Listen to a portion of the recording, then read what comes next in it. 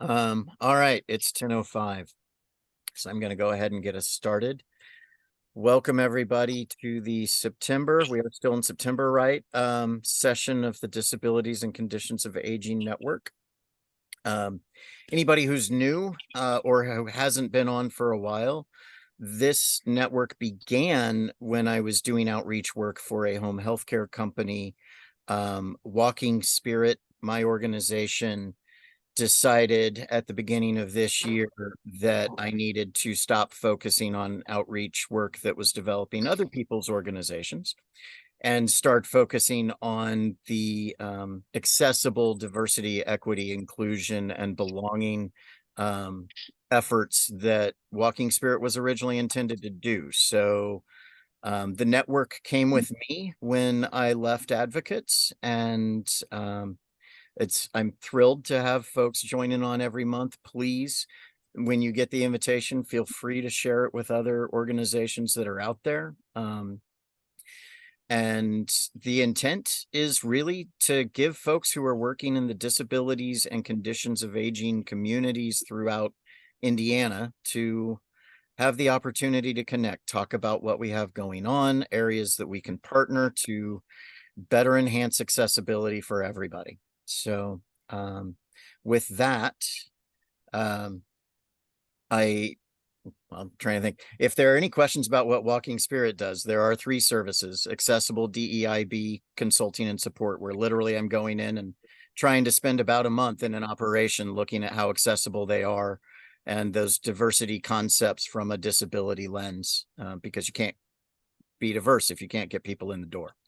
The other 2 services are inspirational speaking. I'm available to talk about disability origin, suicide, all sorts of topics, including adaptive karate. So yeah, that's new. And then the third service is one that I'm offering for people with disabilities and families affected by disabilities. It's a complimentary 1-hour conversation about how to start adapting your life, connecting with the resources that are out there to support you. And if you feel like you're not getting the responses from those resources and somebody comes back to me wanting additional coaching, then we'll talk about an hourly rate for that. So that's what I'm doing. So if there aren't any questions about that, I'm going to move it right on to Rick Harden and let you introduce yourself, Rick. All righty. I'm Rick Harden. I am a field operations manager with Connections Case Management, and we have recently started providing services on the age and disabled waiver, and I'm kind of spearheading that for our company. And this the link to this meeting was shared with me from our marketing director, and I thought it would be a good idea to start attending. And just one of the things that I'm finding right now is case management, but on the A&D side, I've got a whole world of new providers and services and things like that I'm not familiar with. So I thought this would be a good starting point to start meeting some new people and hopefully being able to help out the folks that we provide services to. It absolutely is. And I mean, today, right now, we've only got 6 of us on. There have been times when there are like 20. It depends on what's happening, I think, in the community, and also how well I do at promoting it. So there's that. One thing since there's only 6 of us, I want to get through the introductions, and then we'll see where the conversation goes. But I did want to spend some time today talking about the fact that October is Disability Employment Awareness Month, and things that we can potentially do to support one another through that. And I'm always a month behind on getting where I should be on these things. So but yeah, so Rick, welcome. I'm thrilled to have you with us. If you have any questions about resources as you go, feel free to reach out to me or other folks that are on the call.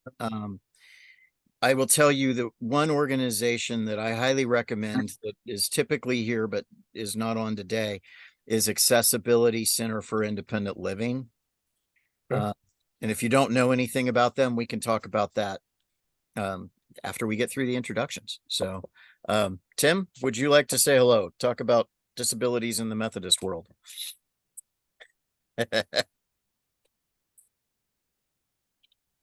You're muted. There. Very good. Okay. Yell at me if I start getting weird because our internet has been in and out. Okay. I work for two different groups, United Methodist Church being a finely organized bureaucracy, if nothing else. Disability is on one committee, and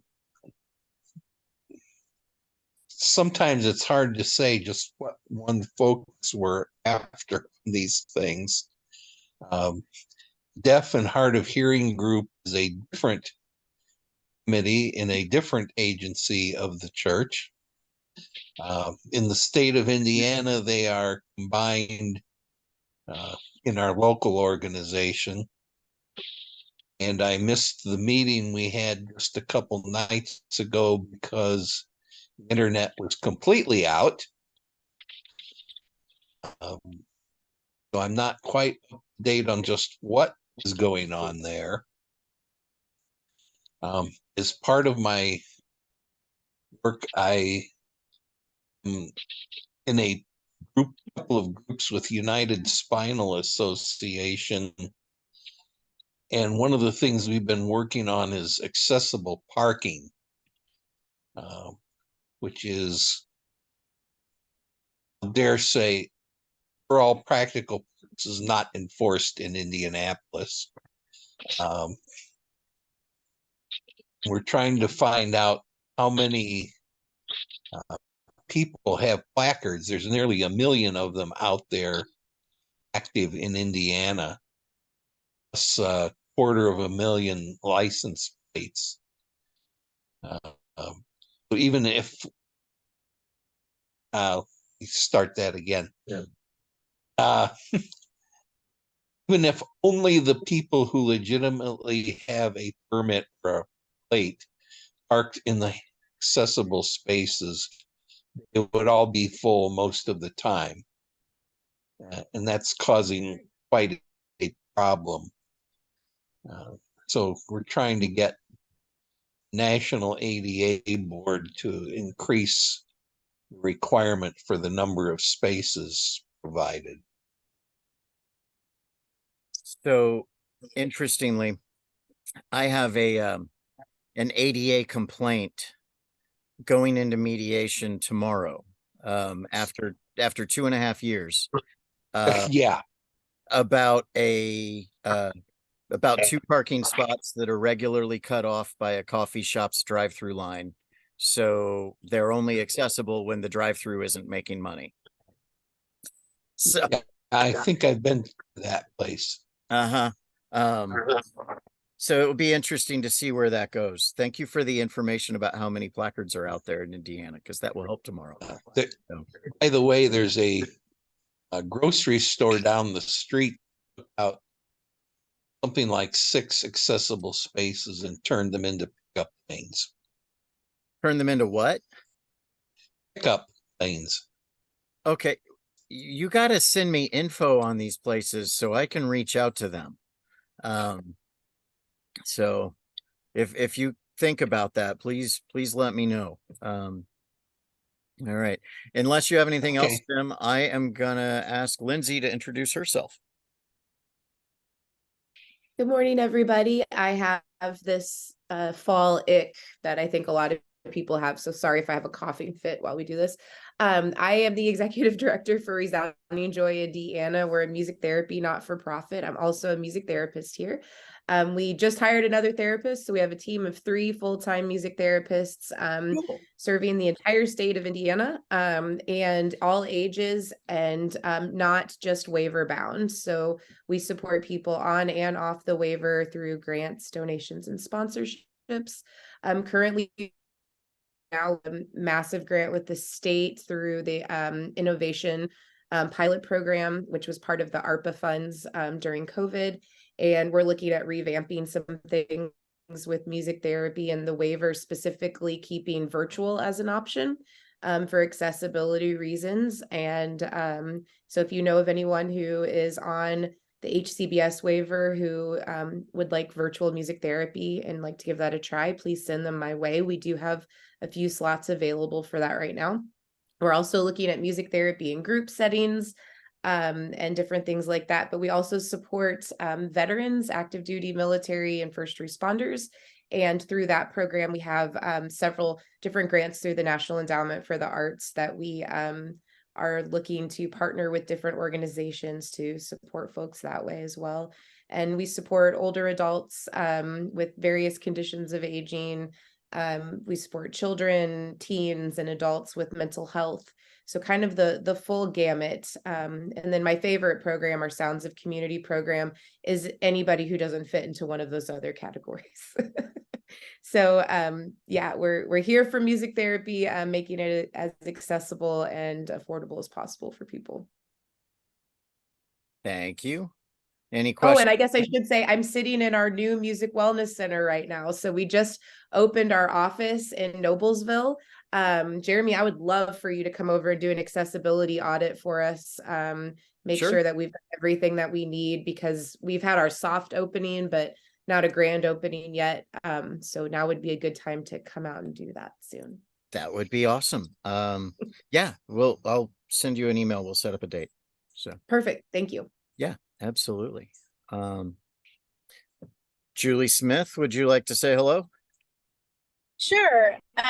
So first of all, I apologize. I just dropped I have a 30-year-old son with autism, and I just dropped him off at one of his programming things, and I'm driving back to my home office. So I apologize that I'm driving, but I am listening and happy to be in the meeting today. I'm a family support person at Hands in Autism. You know, my role is to work directly with families that we're serving as clients, either through our NDI project, so families whose children, adolescents have come out of being hospitalized for mental health issues, and helping them reconnect with their communities.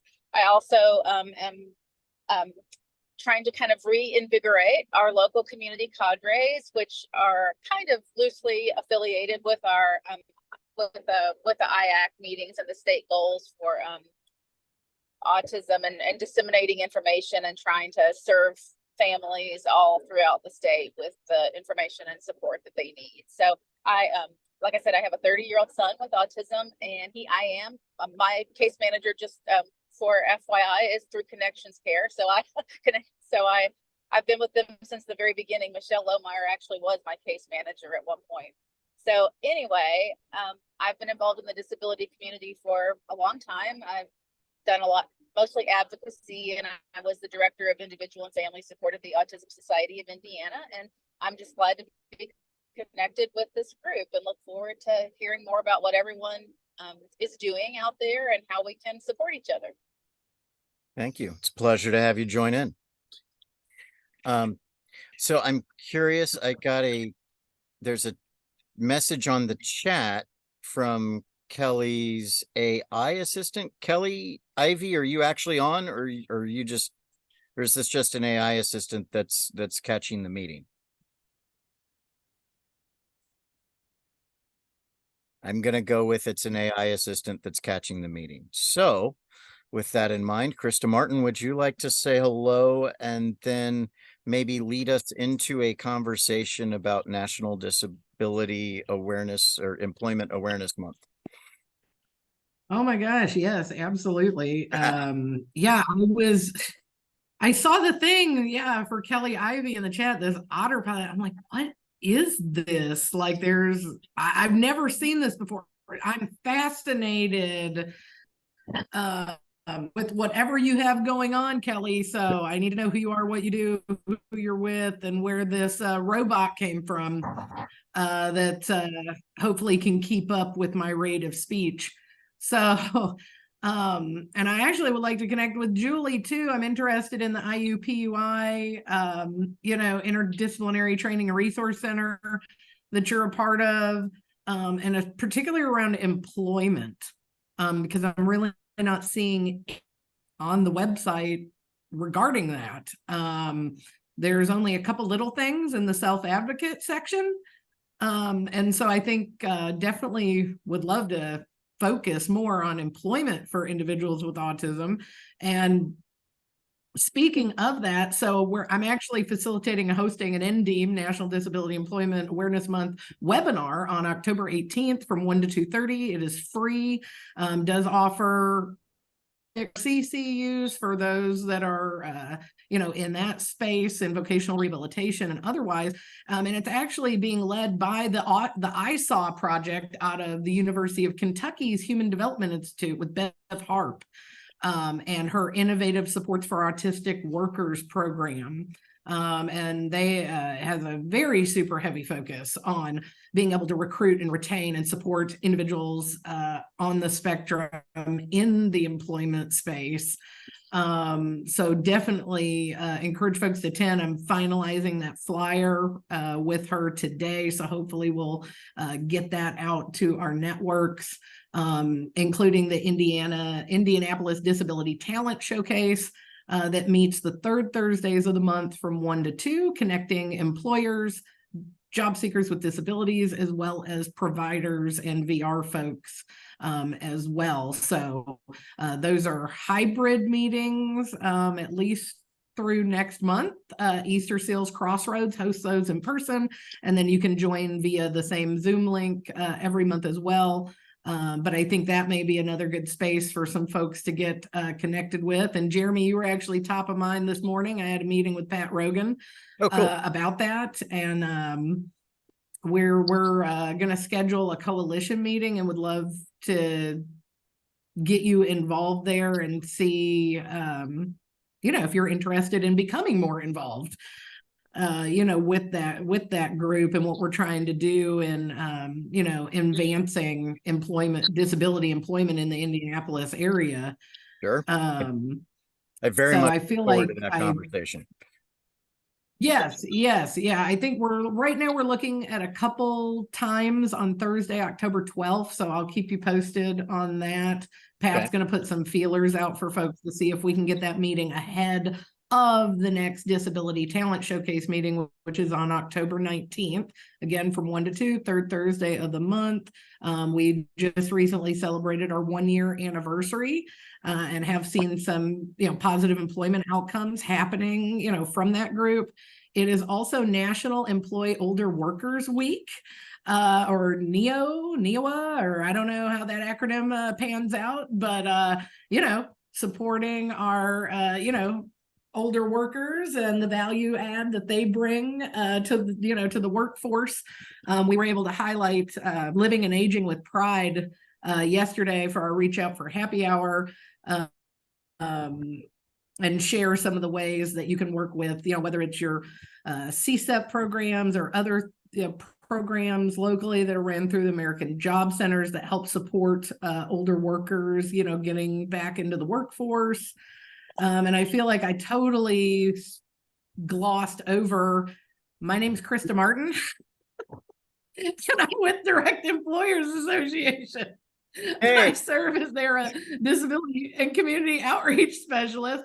I'm drowning. I know this is being recorded. Full transparency. And I was out of the office yesterday on top of it and traveled for 2 weeks this month. So my brain is mush at this point, and just trying to lead into ND on a great note this week. But I cover disability employment in all 50 states, 5 territories, DC, Canada, and beyond, working with our vocational rehabilitation agencies, state agencies for the blind, tribal vocational rehabilitation programs, as well as our centers for independent living, community rehabilitation program providers, and the list goes on and on and on. So I was super thrilled. I don't know. I mean, the plate. Would you mind putting your contact information in the chat, because I would love to talk with you when you're not drowning sometime. Yes, or I'll just dive right in and drown with you. It's fine. So yeah, right. So I'm going to put this in the chat. You can actually text 55678. You can text Krista to that number and it will give you all of my contact information. And then I'll also throw my email in the chat. We provide a variety of free resources to our partners in the, workforce development space, to better connect our 1,000+ employer members of our nonprofit association, to qualified candidates, whether it's people with disabilities, veterans and those involved in military service and their families, LGBTQIA+, immigrants, reentry, you name it. If you have a barrier to employment, we help folks out in a lot of those spaces and work with all the American job centers throughout the country as we co-host the U.S. National Labor Exchange with the National Association of State Workforce Agencies. So that is your most trusted place for the most authentic real-time job, internship, apprenticeship, employer and labor market information. It's a public service and public good that us and NASWA do, for the country. So, any way I can be of service, feel free to reach out. Is that where we would go? I feel like, did I hit all the hot spots, Jeremy? I think you did. Lindsay's asking you a question. Yeah. Is that the website that we would go to, Krista, if we're interested in hiring an individual with disabilities and we might need some, I know that they're our mentorship programs and things through the state. We're a small not-for-profit. This is our first time looking into this. So just wondering what resources we can. As a business in Indiana that you're looking to hire and recruit individuals with disabilities, I would contact Christina Blankenship with Indiana Vocational Rehabilitation. She also takes part in that Indianapolis Disability Talent Showcase and the Work to Include Coalition that's established throughout the state to support the employment first efforts for folks. And when we're looking at customized and supported employment and things like that. So as an employer, I would reach out to her if you want to recruit folks or need help with reasonable accommodations and things like that. Okay, perfect. Thank you. Yeah, absolutely. And just to preface, I guess, any confusion, the National Labor Exchange is not a job board. It is just that. It's a labor exchange. And so it's direct employers. There's no middlemen. We're not creating talent communities, getting people's personal information or resumes or anything like that. It's, direct to that employer, whether it's one of our employer members, state or federal government, tribal, etc. It just takes you direct to the, it's a direct source. Got it. For folks. Got it. Thank you. And so while everybody else is in Indianapolis, I got to say, I had the pleasure of getting to meet Krista in person because she was here a couple weeks ago. And so much has happened, which is why I couldn't get back over there the next night to hang out with you guys. Oh, you're so fun. And full transparency, he didn't recognize me the first time he saw me. No. So we met at Dining in the Dark, and we both knew that we were going to have a chance to meet in person. But as I was walking into the ballroom, there's this woman coming towards me in this very shiny dress with long gray hair and no glasses. And she just looks at me and says, "Hello, Jeremy." I'm like, "I know who you are." It was really fascinating. And so it was wonderful to get to connect. But you want to tell everybody where you're joining us from and why there's such a beautiful. Oh yeah, so I know that. So the top question I get is this real? It is. I do work out of my solarium. You get bonus points if you knew that that's what it's called. I get a lot of different, ideas of, what this room is. But we'll see if the daylight agrees with us or not out there. Yeah, I got a light going on my gardenia right now, but that is Lake Huron. So I come to you what I call remote from the gem of the Huron, Drummond Island. which is off the eastern tip of the Upper Peninsula of Michigan. So I am based out of Indianapolis. Our office is just up the road from BOSMA, actually, over on Woodland Drive. And so I come in, tend to come in quarterly, down to Indy for various things. So got the pleasure of supporting BOSMA with their Dining in the Dark Gala this year, downtown at the JW Marriott. And they are actually hosting, a reverse job fair on October 26th, 3:30 to 6. You broke up, Krista.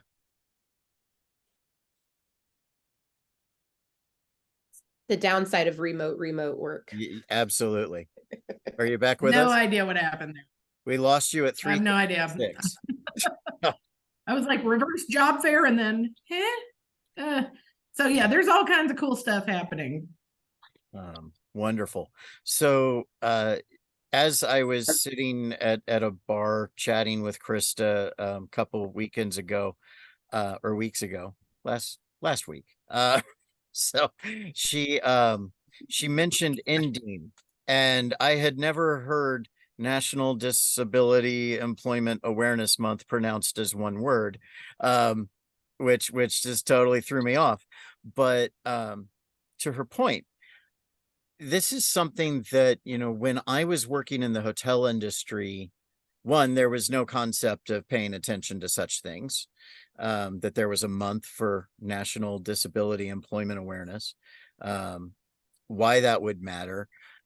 My experience as an employer was that we would utilize, like, for instance, comprehensive services in Putnam County to bring in folks with developmental disabilities who could vacuum and, wash the windows in the lobby and whatnot. And while that was providing employment for them, it was also something that regularly, one, I felt like was somewhat exploited within the hotel industry, and two, that more often than not, the supervisors of the departments that we had folks working in who had disabilities didn't want them, didn't understand them, had no idea how to communicate and work with them, and felt that all needed to be the responsibility of the job coach from the organization where we found them. Totally not the right way to approach people with disabilities, employment, employee relations in general. So something that, I honestly, I hate to say it, but I wasn't even remotely aware of that until I became a person with a disability, and I started to recognize, those inequities within the employment situation. So I don't know if any of you have anything that you want to share or thoughts on how to combat that. My only thought on how to combat that is consistent training, not just having somebody with a disability come in and do a nice speech at a corporate lunch at some point, but actually having people with disabilities providing training to staff about what the Americans with Disabilities Act is, what the spirit of it is, why it's there, and how it applies to employment, because that is not something that was covered in my hotel law class when I was at Purdue. It was not something that was covered in any of my training in the 2 different management firms that I worked at over the decade of my life in the hospitality industry. It's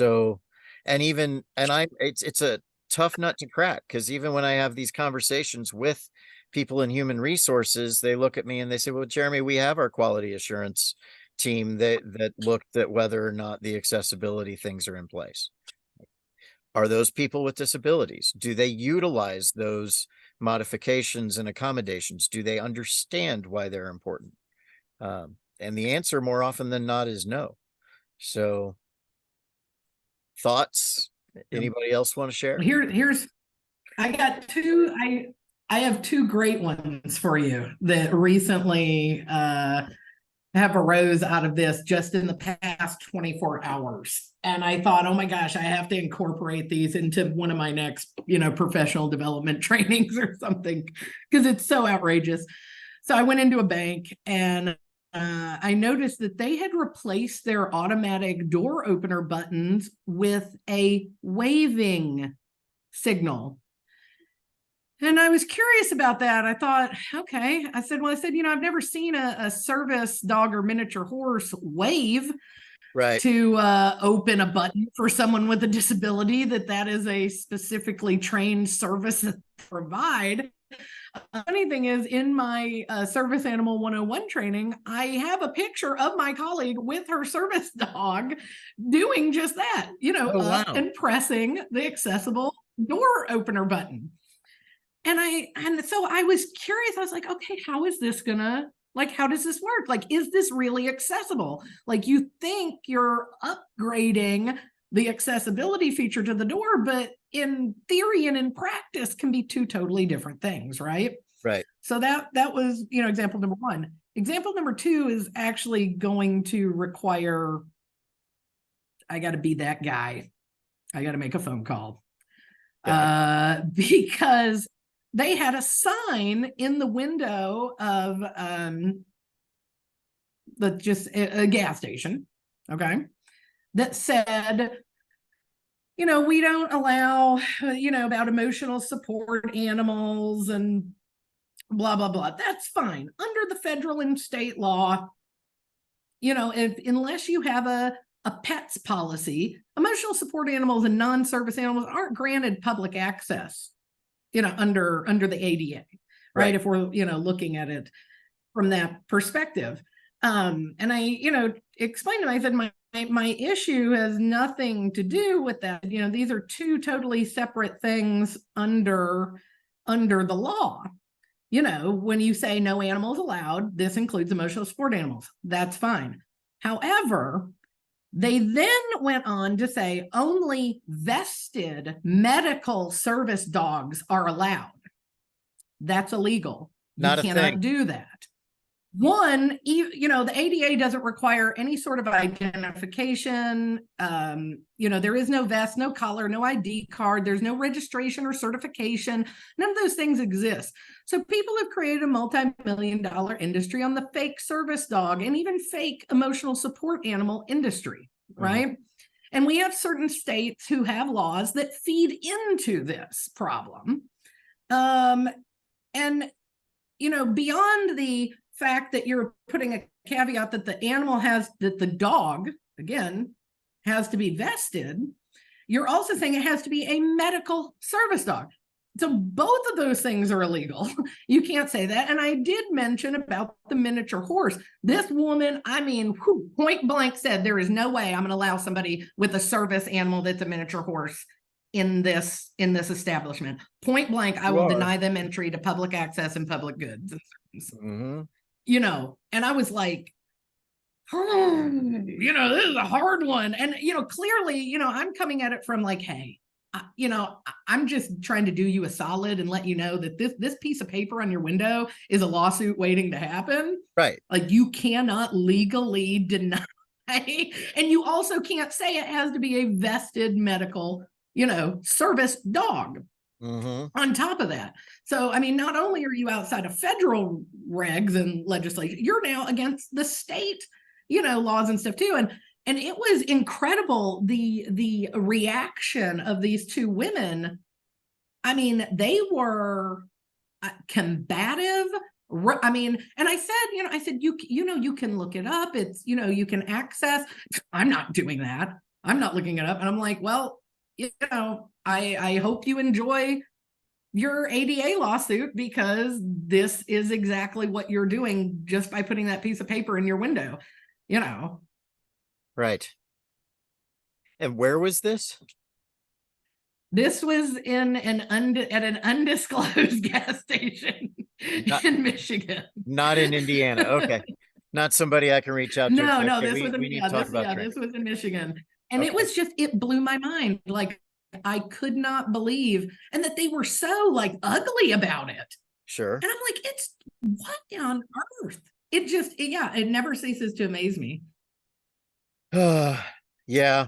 So that's, again, drives the point home why it's so important for us to be actually holding people accountable for these things. And I, like I mentioned earlier, Krista, you weren't on yet, but I go into mediation tomorrow with an ADA related complaint. And it's been a very interesting experience because, and there's a case in front of the Supreme Court coming up here within, I think, the next week regarding a person with a disability who filed a lawsuit against a hotel, I think in Massachusetts, because she could not make a reservation at that hotel for an accessible room. Now, I don't know the history of the hotel. I don't know the details of the case. They countersued. Yeah, that's one I don't know yet. Right. And there very well could be reasons why they don't have accessible rooms or whatever, but they countersued, and their countersuit was that she didn't have standing because she had no intent to go there because she couldn't prove that she ever made a trip to the area. And so the Supreme Court is deciding whether or not she had right to file a lawsuit against them for an ADA violation.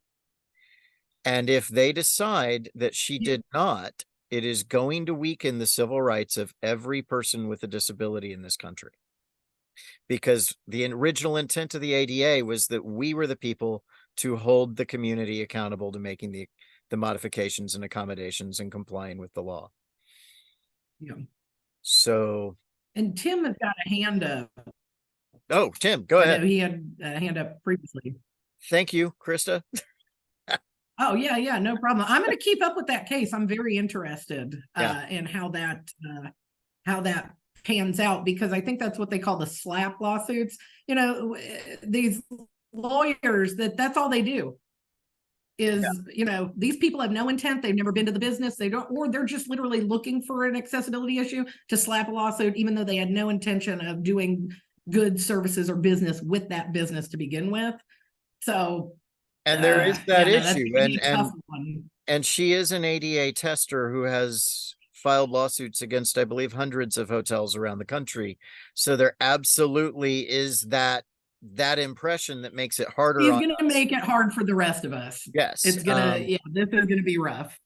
But yeah, so yeah, it's a difficult thing. Like, I see that from the side of the hotel, having worked in the hotel industry. I totally see that, but I also recognize they're not going to do anything until they're held accountable. So somebody needs to do it. And thank you, Tim, for sharing that in the chat. Yeah, this is from March when this came out. So that's probably why. Tim, do you know more about this? You took part in a survey of hotel users from I think it was DREDF, Disability Rights Fund, asking for comments on that. Okay. Because I've had a lot of trouble with hotels just outright not honoring the reservation for an accessible room when somebody else wants it for some reason, like the roll-in shower. I'm looking for that summary as I go along here. Yeah. So you can see that side. There's a lot of talk about frivolous lawsuits, but then you get these people, like you say, you're just asking for a lawsuit saying you have to have no horse, vest, a dog with a vest and whatever.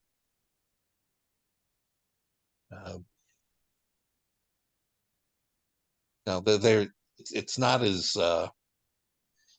just frivolous lawsuits. There are some pretty serious problems out there, as any of us who have to live with some of these accommodations know. Very much so. Yeah. And there's a huge difference between a room being accessible and being wheelchair accessible when we're looking at, hotels too. It may say it's accessible, but is it wheelchair accessible? And now I'm seeing more and more hotel rooms that have built-in accommodations for those that are deaf and hard of hearing. Yes. And so there's like Yeah. basically a doorbell outside of the hotel room that triggers a light to let them know that somebody's at the door, whether it's housekeeping, a guest, or, you know, somebody else, you know, that they're with entering the room. I've seen some really cool accessibility features. I actually took a video in Baltimore of this thing. It's patent pending. I hope these guys get this patent, but it's at the crosswalk. So not only does it have the auditory alert and but it has a vibration feature too. So if you're blind or you have other, you know, disabilities that impact those areas, it was tactile plus braille plus auditory, and it was just really neat. Like, I thought that was cool. So I also take pictures of that, not just the ones that need to be publicly shamed, Right. but publicly applauded. Absolutely. As well. That is very cool. The public shaming and the public applauding on. I recently sat in on a kind of a marketing webinar kind of thing, if you will, and somebody was driving the point home of how important it is to do short form videos. And I've started to try to do a little of that. Some of you may have seen the really brief video I did of me getting out of the pool, and the fact that they had changed the position of the handle to where I had to lean over out of the chair to be able to activate the lift, which was not safe in any way. But you know, so I'm trying to get better about that kind of thing. But yeah, that is the only way that we ever make change, is by making folks more and more aware. I don't know. Any other thoughts in regards to regardless of whether it's Disability Employment Awareness Month, or any other anecdotes anybody wants to share about things they've run into, or any questions, anything you guys need right now?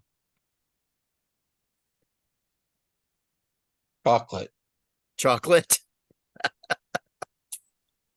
Yes, that would be nice. Well, and Rick, I didn't get to hear from you. I think you're the only person I don't know who you're with, or, you know, what you got going on. Rick, go again. I am with Connections Case Management. We're a case management company here in Indiana. We provide services to individuals on the family support waiver and the CIH waiver, and we've recently started providing supports to those that are on the aged and disabled and the TBI waiver as well.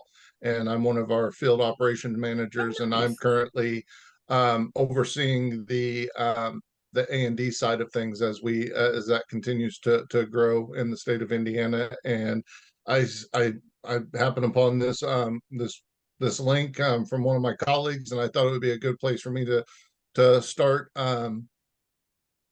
basically just getting to know folks. And I mean, as I shared previously, I mean, case management's case management, but now that we're doing other waivers, there's a whole new set of providers and things like that I'm just not familiar with.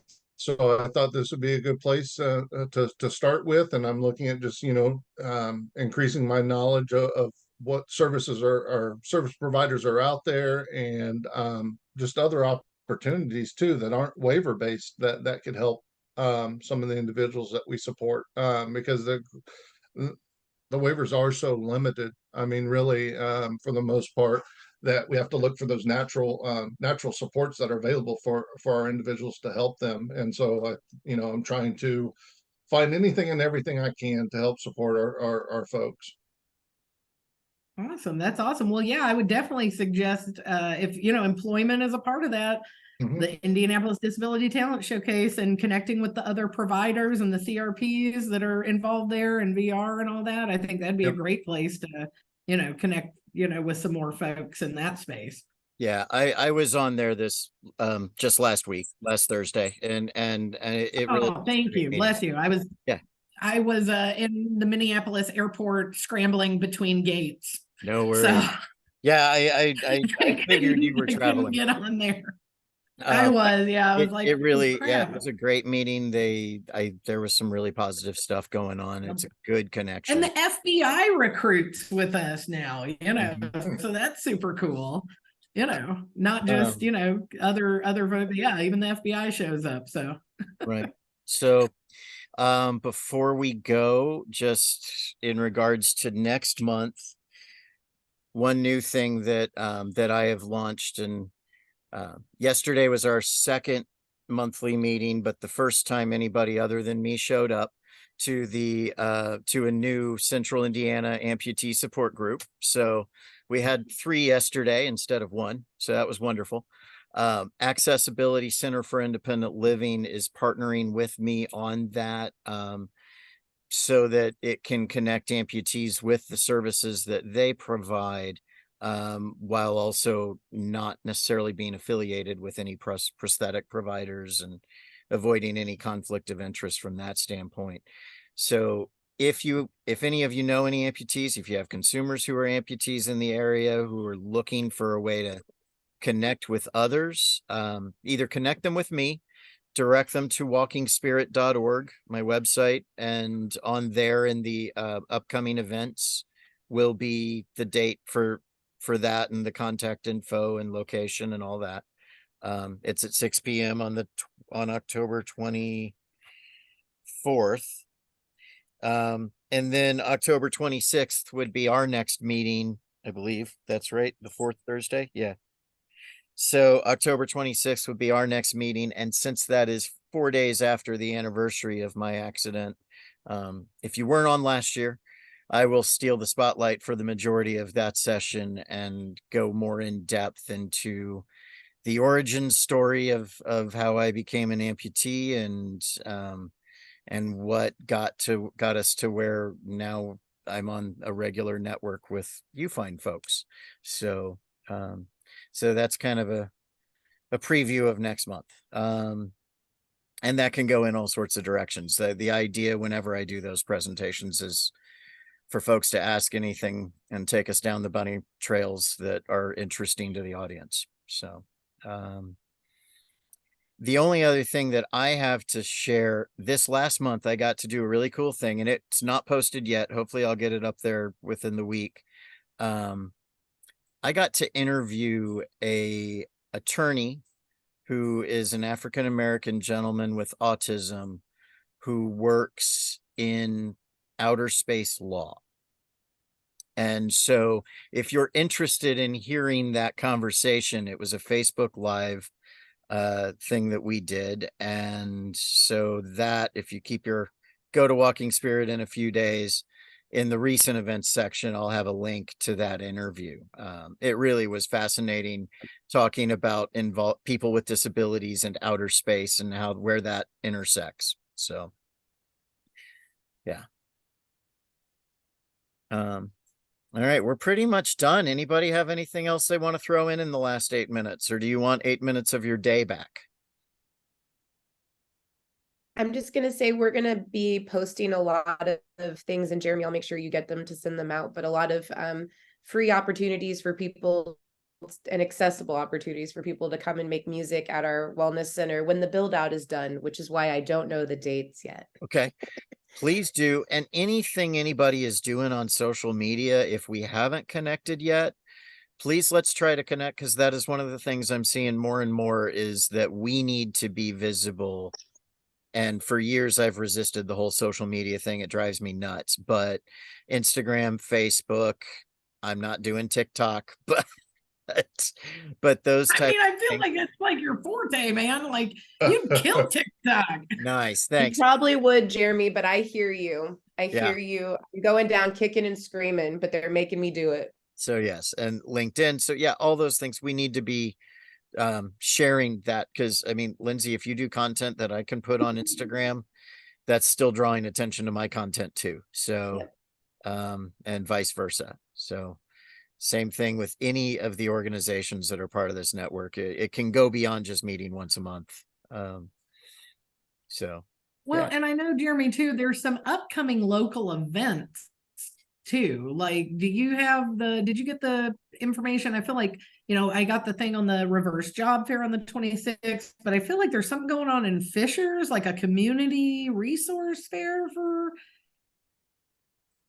people with disabilities, or does that sound familiar? Coming up, I think in November.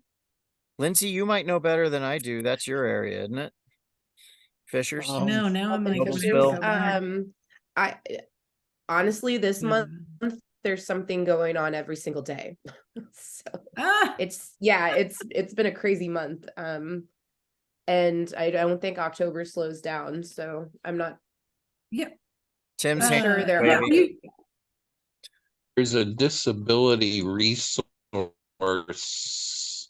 fair of some kind in Noblesville. I think it's this week.